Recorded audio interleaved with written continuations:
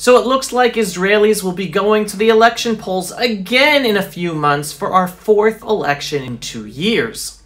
And the Israeli agenda-driven media are getting ready to influence the election outcome more than ever before.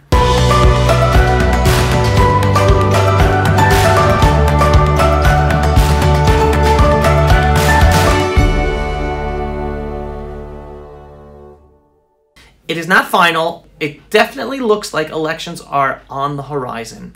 After yesterday, Benny Gantz, the alternative prime minister and leader of the Blue and White Party in the coalition, had his party join the opposition parties in voting to dissolve Israel's parliament, the Knesset, and begin the process for new elections. Understand, we have a horrible, paralyzed government in Israel right now. The Blue and White faction, with only around 17 seats out of 120, was given 50-50 control and decision-making power equal to Prime Minister Benjamin Netanyahu's Likud party, which has close to 40 seats.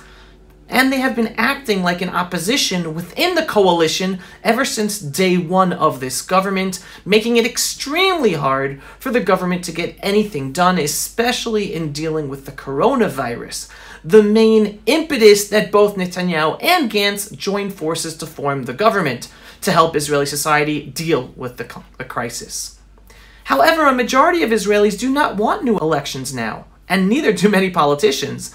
Israel is still suffering from the coronavirus, unemployment is very high, talk of a third closure is in the air, and the vaccines are not yet ready to be given out to the public in order to return some normalcy to the country. Hence, many people are upset at all the politicians, and nobody has a clue how all of this situation will impact an upcoming election.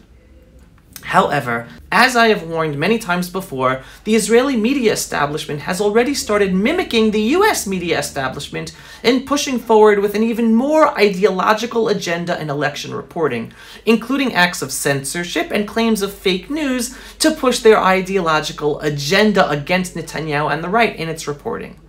Whereas the media gave a full 20-minute uninterrupted live broadcast for their knight in shining armor left-wing leader Benny Gantz, who was their bright hope to unseat Netanyahu in the past 3 elections, well, during Prime Minister Netanyahu's speech the following day, the media started fact-checking Netanyahu's statements live on air. You can see the fact-check comments here on the side of the screen, while Netanyahu was in the middle of speaking. This is the first time ever we here in Israel are seeing this type of reporting, of fact-checking in reporting, copying the US media's treatment of President Trump. Then, when a reporter for the sole, yet small, right-wing conservative TV outlet asked Prime Minister Netanyahu a question, the other television channels shut down their live broadcasts, not allowing the people of Israel to hear the Prime Minister's answer to an actual journalistic question, as opposed to all the attacking questions of the other left-wing media outlets. So here you can see Prime Minister Netanyahu's son tweet about this. I'm quoting his tweet in the English translation. Disgusting! Al Jazeera Channel 12 stopped broadcasting the Prime Minister's press conference. The second Channel 20's reporter began his question to the Prime Minister. Yes, Israel's main media establishment television station, Channel 12, is so bad that Prime Minister Netanyahu's son Yair calls it Al Jazeera. Now you can see why I am so vocal about the agenda-driven media in the United States, because we have the same problem here in Israel, and whatever is done in America is then copied here.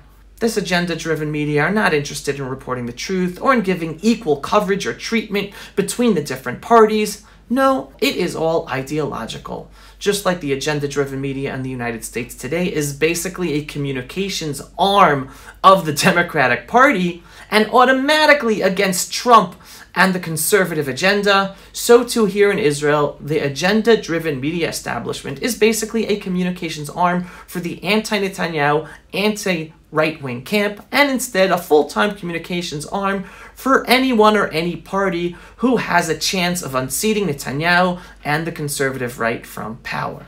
Stay tuned and stick with me and the Pulse of Israel, and let's see where things go. Pulse of Israel, frontline videos from the Holy Land. Support our work by donating today.